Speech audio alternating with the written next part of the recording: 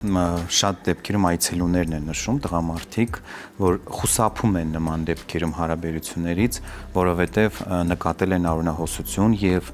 բնականաբար նման դեպքերում ես միշտ պարտադիր պնդում եմ, որ կինը հետազոտվի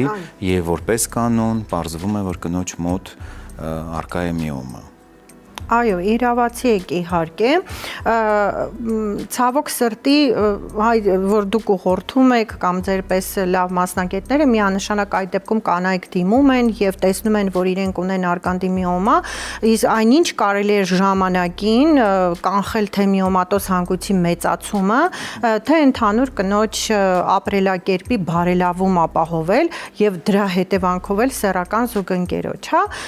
Միանշանակ, եթե սեռական հարաբերության ժամանակ լինում է արյունային արտադրություն կամ տհաճ ցավ, ապա այստեղ պետք է աշխատել գինեկոլոգի հետ, հասկանալ արյունային արտադրության պատճառը, եթե հնարավոր է շտկել վիրահատորեն, ուրեմն շտկել վիրահատորեն, եթե հնարավոր է շտկել կոնսերվատիվ մեթոդներով, ապա շտկել եւ համապատասխանաբար ձեր հետ համատեղ արդեն որոշել նաեւ թե տվյալ զույգի համար սեռական ակտի որ պոզան է ավելի ճիշտ, որը ավելի հարմար, բայց չխուսափել սեռական հարաբերությունից միանշանակ։